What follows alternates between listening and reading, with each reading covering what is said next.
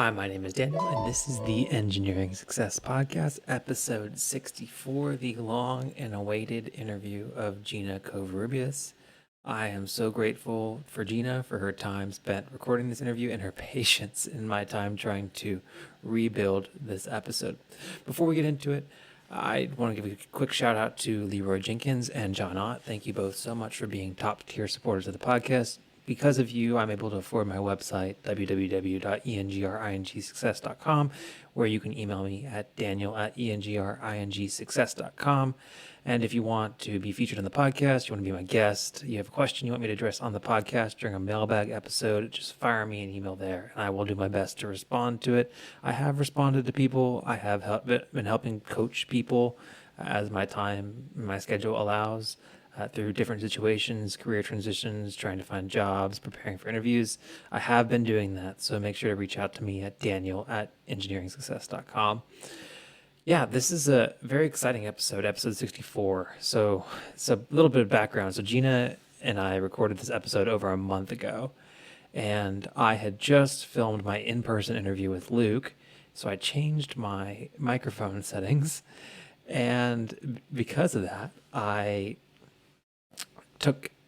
added a noise filter, and the result is whenever I recorded this episode with Gina, a large portion of my audio was cut out. So I have done my best to recreate my audio and remaster the episode to make it as seamless as possible, but it is essentially the exact same conversation that we had. It was a wonderful conversation about the relationship to work, career, and life, and that's it's going to be a great episode. So please listen to this episode. You will get a lot out of it. Speaking of life, things are good here. Baby E had their first birthday. I had my birthday, which was exciting. Baby E was dedicated at church. We had all of our family in town. That was really fun. Probably like top 5 weekends of my life. It was just all around an amazing weekend. Nothing. I mean, obviously you had the moment with the baby getting dedicated, but I mean, just there was not one singular moment other than that made it so great. I mean, that made it great. But I don't know, it's just one of those things where just like the weekend just goes really well. And I was just happy for the entire weekend. And I haven't had a weekend that happy in a long time. So thank you to my friends and family that made that possible. Okay, well, you're here to listen to engineering career topics. So without any further ado, I'll kick it over into the intro of Gina. My guest on today's podcast is an experienced engineer, author, keynote speaker, and STEM life coach for aspiring engineers. Gina Covarrubias graduated from Purdue University with her Bachelor's of Science in Aerospace, Aeronautical, and Astronautical Engineering. Then she started her career in the defense industry working for Orbital ATK, now part of Northrop Grumman, and continued her path as an aerospace engineer working for companies such as Belcan and the Defense Contract Management Agency. Oh yeah, and somewhere along the way there, she also got a master's. Today, I am so excited to host Gina on the Engineering Success Podcast to talk about her engineering journey, career evolution, and the exciting things she's doing now with her coaching and speaking business, Deliberate Doing. Gina, how are you doing today? Hello, Daniel. I'm great. Thank you so much for having me. Excited to be here talking to you. Yeah, how was your week? What were you doing deliberately this? What I was doing deliberately is I was doing a lot of coaching this week. I had a couple clients I picked up a few weeks ago. So when the coaching ramps up, then other things might get set aside a little bit, and that's just kind of how it works when you're multitasking, Makes which sense. is great. Makes sense. Yeah. So we're going to talk about your journey through engineering and I guess away from engineering into coaching. But so this is an engineering career podcast. So I am interested in learning how you came to study engineering. Why did you choose engineering growing up? When did you know that you wanted to be an engineer? I knew when I was a very young child, Daniel. I'm probably um, putting myself in the rare category, but since I was a kid, there was no doubt in my mind. I knew I wanted to grow up, work in the aero field somehow, some way. And because I loved math and science so much in high school, it seemed like a natural fit. So I didn't really have to contemplate anything, to be honest. Makes sense. Were you one of those? Did you do like rocketry, or did you make rockets when you were a kid to kind of foster that desire to be an Not at engineer? all. Not at No, you all. just knew you were going to be an aerospace engineer. I was more of a dreamer. Yeah, I would just fantasize in my mind. I would watch planes go by over our house. I would gaze at the stars at night, and I was just a big dreamer. makes sense. And then how did you Yeah. end up picking Purdue? I know it has a phenomenal engineering program, but what went into picking Purdue for you? Yes, that was also a no-brainer. I was born and raised in the state of Indiana, and Purdue was an hour and a half away. So for me, I thought, why would I spend extra money going to school somewhere out of state? So that's kind of the game that I played. How Yeah, can I not spend as much money? And so I stayed in state, and Purdue was the obvious choice. yeah. You mentioned you were a dreamer growing up. Were you also a pretty good student in high school? Did that kind of contribute? Were you one of those STEM students that everybody kind of, I guess, praises in traditional high school, primary school structure? um, I was definitely thought of as the brain. Yeah, yeah, Yes, I was labeled as one of the brains. People wanted to sit next to me in class for obvious reasons. yeah, So I kind of had a label, yes. yeah. And did that carry over to college, or was there a shift? Oh boy, was there a shift. Um, I thought I was prepared. Yeah. And just for the audience sake, I decided to stay at home and start going to local college. There was a Purdue satellite campus very close Okay. by, and I wanted to live at home and save money and save um, tuition. I didn't want to pay room and board. Yeah, I was fine living at home, so I wanted to do that and start my collegiate career. And I was caught off guard, Daniel. It was so much more demanding than I thought.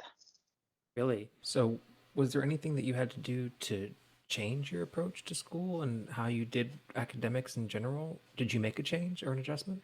I did. That's such a good question. I did. And I made some tough choices and I decided I can't really handle this right now. I'm, 18, I'm 19 years old and I'm taking these really tough basic engineering courses that really hit me like a brick. I wasn't prepared the way I thought I was.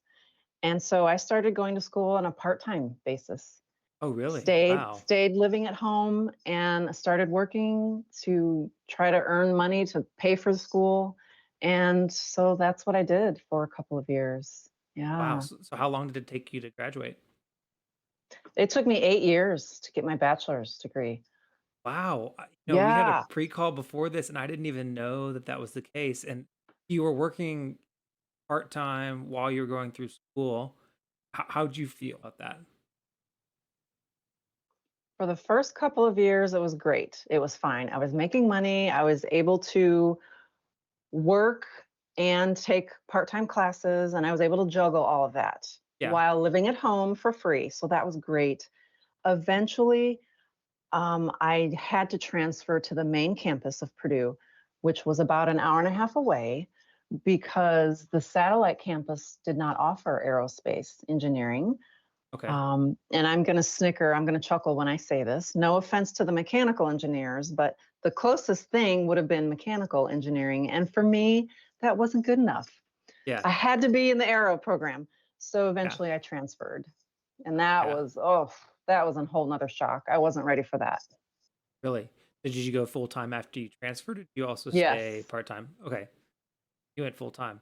Wow. So, what would you say to somebody that's in the same situation, trying to decide if they want to slow down or try to power through? What do you think about the path that you took?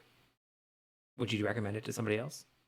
I would encourage anybody to go at a pace that is most comfortable for them. Yeah. So maybe it takes you a couple extra years to graduate. You know what? In the big scheme of life, that is no big deal. Do what feels most comfortable for you. Yeah. That's great advice. Well, what were you involved in other than working part-time? When you got there full-time, did you join any clubs or anything like that? I did. I tried to um,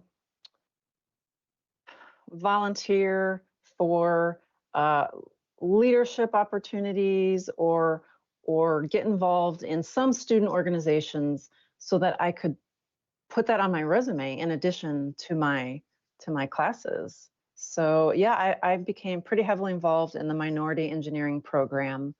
I became involved in Society of Women Engineers, and I would encourage people to also try to get some kind of community activity as Yeah, well on your resume, if possible. I agree wholeheartedly. So we talked about the Society of Women Engineers. What was your experience as a woman in engineering? Was it a generally positive experience? Were there a bunch of other women in your classes? What was your experience being a woman studying engineering? It was all positive, Yeah. Daniel. And I was also pleasantly surprised that there were more females in my classes than I actually expected. Wow. And it was great. Yeah, it was a very, very good thing. So no issues whatsoever in Yeah. that area. So you would never discourage a woman from pursuing engineering because it's a generally male dominated field. So no, I would only discourage anybody from going into engineering, whether they're male or female, it doesn't matter. Yeah. Only if they realize, you know what, this maybe this isn't right for me. Maybe this is really not what I should be doing. Yeah. In that case, if you have doubt, if you're forcing yourself, that is not most likely that will not produce a great result for you. Yeah, that makes sense. I think the reason why the engineering dropout rate is so high anyways is because so many people do try out engineering and try to see if it's for them and then they realize it's not and then they drop it and that's okay. They're making the right decision for them. Yes, and there's nothing wrong with there's no shame in that whatsoever. And sometimes you don't know until you get there. Yeah, exactly. So, were there any classes for you that really resonated with you or that were your favorite classes or the most applicable to your career? I would say one of my favorite classes, and this was before knowing anything about a career. I never Yeah. had an internship, so I didn't really know what a job even looked like or what it involved. But one of my favorite classes was spacecraft dynamics. I really got into that, and it was in our class. It was one of the label. It was labeled as one of the most difficult, one of the harder courses to take, and it was Yeah. optional. I didn't have to take it, but I did because I found it interesting, and I ended up loving the class and getting an A in it. But I think spacecraft dynamics was just really resonated with me. Yeah. So is it like a dynamics course but with gravity or like what was spacecraft dynamics? It was all about how do you take the spacecraft out that's out in space, and how do you maneuver it with no gravity? Like, what are you supposed to do to make it go the way you want it to go and to make it Yeah. turn when you want it to turn? So it was, to me, it was fascinating. Um, Yeah. and it was tough. No doubt about it. It was tough. So did you ever get to apply any of that? Did you ever end up working for a group that did stuff with spacecraft? I did not Yeah. ever end up applying it, Yeah. um, which is just kind of the way things worked out, Yeah. which is fine. Yeah. So after you finished your bachelor's, you started your master's at Purdue, and then eventually you transferred to Utah because you got a job, which it's kind of interesting. I think a theme of your career is that you're always working. Seems like while you were in school, and your job was with Orbital ATK, which I guess has been bought up by Northrop Grumman. How'd you get your first job? I got my first job because of my first internship. And so again, I fall in the rare category. I don't think most people do what I did. But after my bachelor's degree, I went straight into my master's at Purdue, which is what you said a moment ago. And then I ended up getting an internship after my first year of graduate school. So I worked for that summer and decided I loved it so much. I wanted to move out there. I wanted to start working. they were happy to offer me a full-time job because I already had my bachelor's degree. Yeah. So I ended up moving and working out there and finishing up my degree, which of course it took longer because I had to go on a part-time basis, but Yeah. I finished after a couple of years. And yeah, it's tough to do that, especially when your friends are out having fun Yeah. during the weekends. And the last thing you want to do is come home and study some more. Yeah. You Yeah. stayed with them for 4 years, it looks like, from looking at your resume. And you really loved it. Then you left. So why'd you leave, why'd you move on to Belcan after that? Yeah. Yeah. Belcan is located in Indianapolis. Uh, Oh, so going back home. so I missed home, Daniel. That's what it came down to. I missed seeing family, especially my parents. So I wanted to move closer to home. And did you enjoy that working for Belcan? And for those that don't know, I believe that they're a subcontractor that supports Rolls-Royce in building airplane engines. Yes. So Rolls-Royce in Indianapolis does a lot of work with a lot of their legacy engines. Yeah. I can't really sit here and say that they um, are designing like new and upcoming things. It's more about maintenance and aftermarket. Yeah. And so Belcan is a major contractor, and that was new for me. Is to work on site at a major company like Yeah. Rolls-Royce as a contractor. So that also brought some different kind of thoughts and I wouldn't say obstacles, but a different perspective for Yeah, sure. for sure. I mean, yeah, you're kind of not your facility. You have your company's culture, but you have other company's Hmm. culture. There's maybe multiple cultures that are all kind of coming together and intersecting in the same place. And I can only imagine that that creates a level of friction. Well, there is a little bit of friction, but in my case, it actually always worked out Yeah. perfectly. Oh, I wow. had no problems um, working on site at Yeah. Rolls-Royce, integrating myself into the project team or wherever I was sitting, whoever I was working with. I had many different kinds of jobs, and that was a really nice benefit I learned of being a contractor is you could switch it up pretty easily. If someone's willing to bring you on their team, it's a done deal.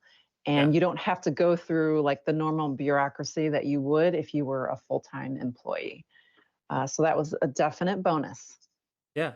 And did you enjoy program project management, the kind of less technical side of the industry? You bring up a really good point. I started out in my very early days as a very, very technical Yeah. engineer. I was a structural analyst, and then I kind of moved over to the quality side of things because I wanted to be closer to hardware and actually be able to see things.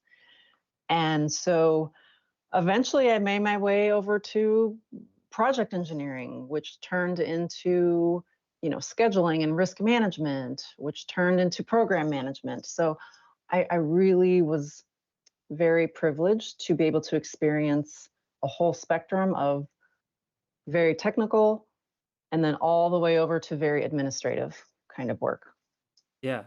And so then you get to see the entire spectrum of the engineering industry. And then, despite that, you decide to leave Belkin and go back to Purdue to be an academic advisor in their engineering department. What gives?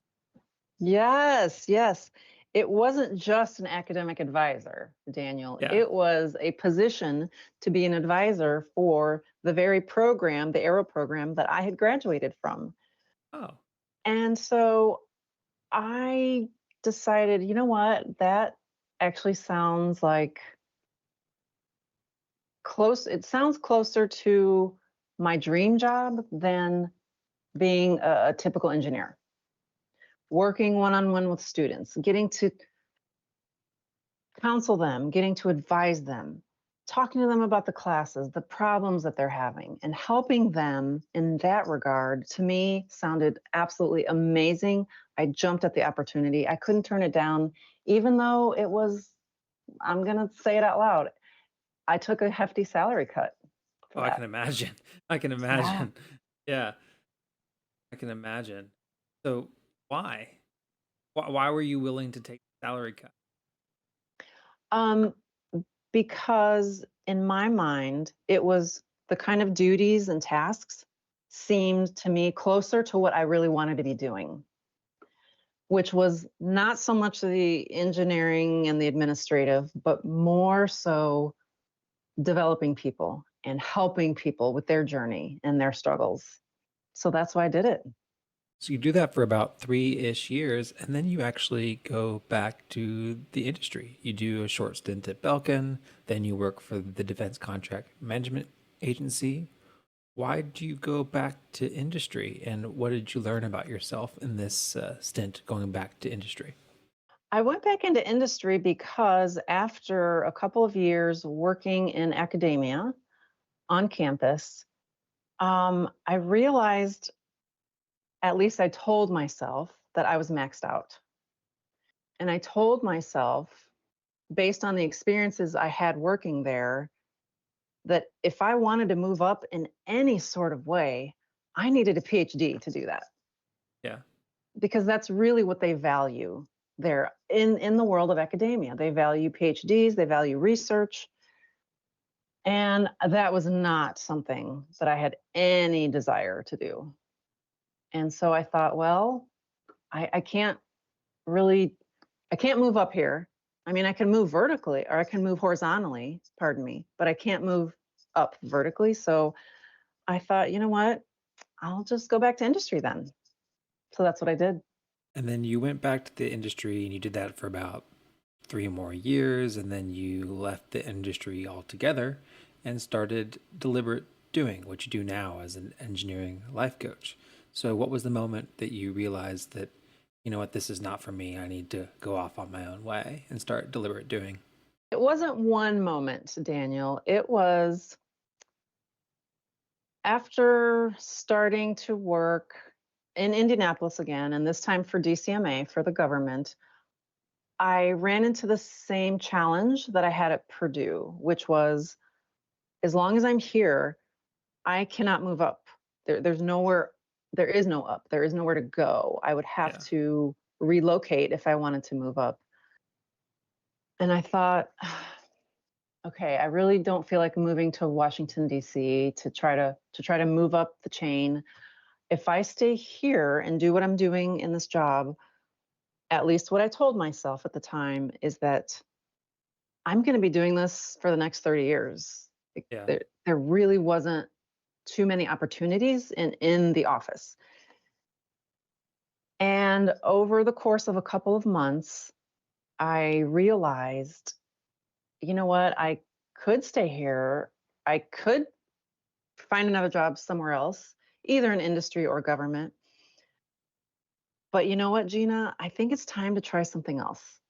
I think you've seen enough. I think you've done enough. I think you've met enough people along the way to understand what you would be leaving behind.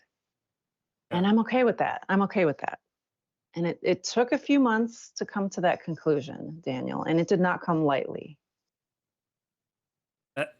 And you're right. I mean, you worked in the most technical of technical roles there are for the OEM or for the owner, working for Northrop Grumman. You worked for Orbital. You worked for a contractor in a more programmatic role when you worked for Belcan, supporting Rolls-Royce. You even worked for the universities that help train the engineers. And then you even worked for the government, which issues out government contracts, and you got the contracting side. You basically ran the entire gamut of the engineering industry, and you explored all those roles and realized they're not for you. So, what kind of people, I guess I'm kind of stealing your thunder here, but what kind of advice or would you give to people that are looking to find that niche or thread the needle on where they belong in the engineering industry? I struggled so much with that question, Daniel, during my profession. Yeah. What is it I'm supposed to be doing? What is my niche? What am I meant to be doing? I could never figure it out. The common thread, the pattern that I see looking back is that I made a grave mistake of always believing that whatever my job was supposed to make me happy in life. I always believed there was a dream job somewhere out there. If I just looked hard enough, if I just meticulously applied to the right job, I'll find it and it's going to make me happy. And I chased that pattern my whole career. And the more I couldn't find it, the more elusive it became, the more frustrated and unhappy I became. So that is my word of caution for anybody who thinks their job is supposed to be the end all and solve all their problems and make all their dreams come true.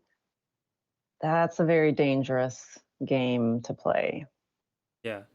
And that sounds a lot like what you do now for your clients with deliberate doing. So, transferring into that, can you give us a high level of what you do with deliberate doing and what your mission is and what you do for your clients? Yes, thank you for asking. At a very, very high level, Daniel, my mission as a life coach is to help engineers or any professional, to be honest, create goals and reach the goals. That's what a coach does. They help someone reach their goals. Now, a lot of people don't have an idea of what their goals are. Some people do have an idea of their goals for their careers, but they don't know how to get there. We could go on, but at a very high level, that is what I do. And one of the biggest mistakes that I see people make as I talk to them through my coaching sessions, or as I go and speak to groups at conferences, one of the biggest mistakes people make is the same mistake that I made in my own career, which was they are looking to their job to fulfill some kind of need that they have. And when the job doesn't end up doing that for them, then they're in a world of hurt and they don't know what to do about it. Or they might turn around and blame the job. They might blame people at the job. And you could go down many different rabbit holes. You could spiral quickly if you allow yourself to do that. So my purpose is to help people avoid the same mistakes that I made. Yeah. Are there certain directions you try to redirect them towards whenever they're trying to find their purpose as I guess the main approach to combat that? Oh, thank you for asking that. What a great question. My job as a coach, Daniel, is not to direct them to go this way or that way at Yeah. all. That is not my style as a coach. Some coaches Yeah. may do that.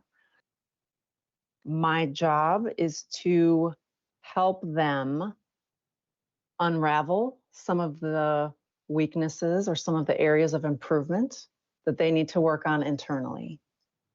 Once they can unravel those and admit to those, then I help them strengthen their own foundation from within, because what I will say is that any external relationship, like your relationship with a job or a career, is always based on your internal relationship with yourself. And when you're not right with yourself, then everything you see out there, all of your experiences, are going to come back in a negative kind of way. So now we're getting a little bit into the weeds. We're getting a little bit more advanced. So if people can understand what I just said, then they will understand how I operate as a coach and how I could help them. And another thing that you have on your website is your guide, a guide to managing your career, expectations, purpose, and happiness. What's the purpose of that guide and what can people get out of it? Yes, thank you. I have two guides actually that Yeah. people can download from my website. And the first one is the one you just mentioned.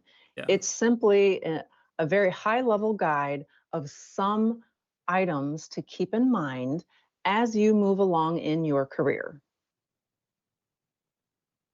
And so the whole purpose of the guide is to get people thinking about, okay, this is where I am. This is my perspective on happiness in the workplace. Am I maybe coming up with some unrealistic expectations? Am I expecting too much? So the guide is meant to challenge people's thoughts around having a career and what they expect. Because when we expect too much, then we're setting ourselves up to be disappointed. And then the That's other guide walks people through my new book that I released this year called Career Purpose: When Work Isn't Working for You.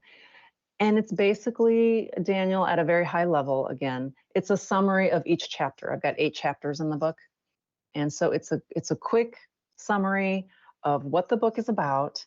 Again, it's meant to challenge people and the way they think about their careers so that they could perhaps open doors and think about things in a different way that they hadn't considered before.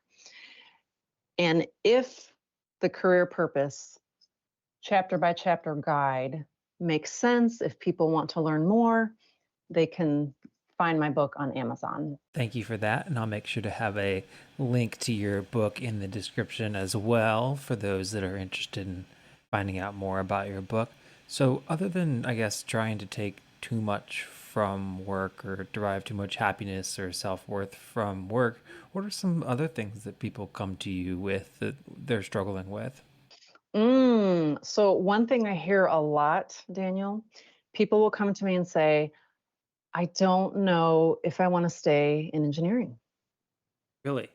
They really struggle with, am I supposed to be an engineer? I don't, all these things are happening and things aren't going according to my plan. And, management is just so dysfunctional and on and on and on. And they think that maybe they're in the wrong industry. And I can identify with that because that was Yeah. me at one point. So, how often is it that they're not in the right industry? Is it more often than not? Or Mm. Oh, you have such good questions. So, with that particular group of people that I yeah, have coached in the last 5.5 years that I've been coaching, after I work with them one on one, Daniel, and we do the really tough work to help them kind of recalibrate where they are in life, 100% of them have decided to stay right where they are. really? Oh my goodness. Yeah. Why? Is there a thread here? Okay, I would Mm. have guessed that it would be 100% the other way around, given your experience. The thread, Daniel, is that they realized the issues and the problems that they're experiencing, it's not unique to engineering. That's Yeah, unique to anybody who goes to work on a day-to-day basis. yeah, So the thread was that they now had tools to use in a giant toolbox after working with me to say, oh, now I know how to deal with that person. Oh, okay, now I know how to deal with this project or yeah, with this obstacle that I wasn't planning on having in yeah, my life. Now I can deal with these things. yeah. That's great. And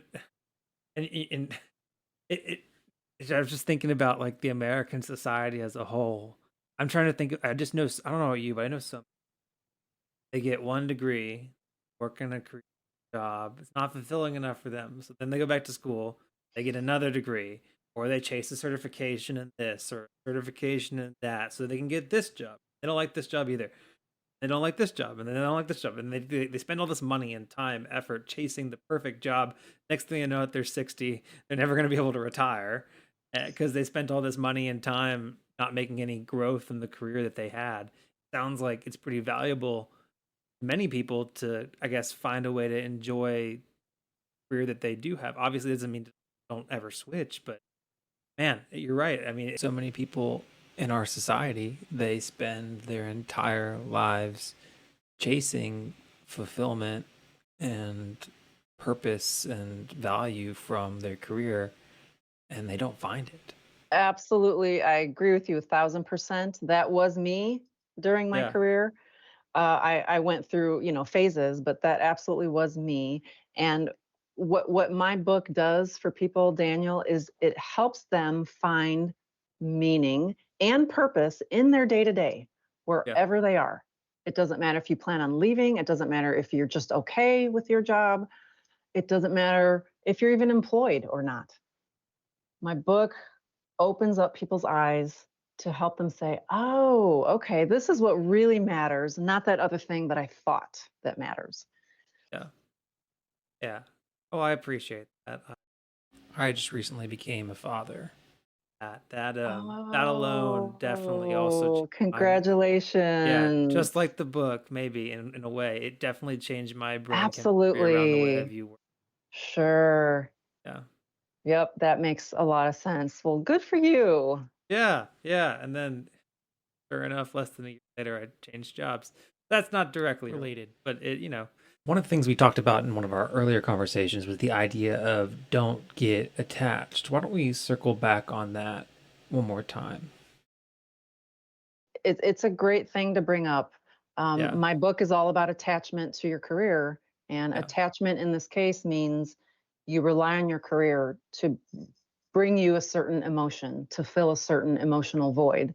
It could yeah. be happiness, it could be validation, it could be respect, um, and there's a real danger to living your life that way. All right, I think we've kind of touched on everything from the topic agenda. I know that you host a lot of corporate events, you do a lot of professional speaking as a keynote speaker and hosting seminars and stuff. How else can people engage with you and get connected with you? Thank you. They can email me anytime, Gina@deliberatedoing.com, and that's Gina. I always offer free coaching up front. If anybody wants to see if it works for them, to see if we gel, they can get to know me and my style, so they don't have to commit to anything up front. So, one-on-one coaching, if someone's interested, please send me an email. I love speaking. I love getting in front of groups. I love professional development and teaching it to people. So again, Gina@deliberatedoing.com. Email me anytime. Well, thank you, Gina. I think that's our agenda. Anything else from me that I've missed? No, thank you so much. You asked phenomenal questions. I really appreciate your time and attention. And I hope your audience is going to listen to this and think about um, the way they approach their careers. Yeah. Well, I'm going to close with this. As somebody who has had his entire dynamic calculation relationship with work change within the last year, and again, I didn't have a terrible dynamic, but it's changed. I would say that if you haven't had that experience, then it's worth investing time, energy into trying to have an analysis on how you feel about work and what you get from work, whether it be taking advantage of the resources that we talked about here at Gina's website, getting yourself set up with a coach like Gina or Gina. It's worth dedicating that time because if you haven't had that watershed moment like I have, I would say it's a very liberating and freeing experience, and I encourage you to dedicate some time and energy on that. Very well said, Daniel. I agree with you 100%. Thank you for letting your audience know Yeah. that there's more to life than work and career, for Yeah. sure. Well, thanks, Gina, for sharing your career journey. Thank you, Daniel. This was great.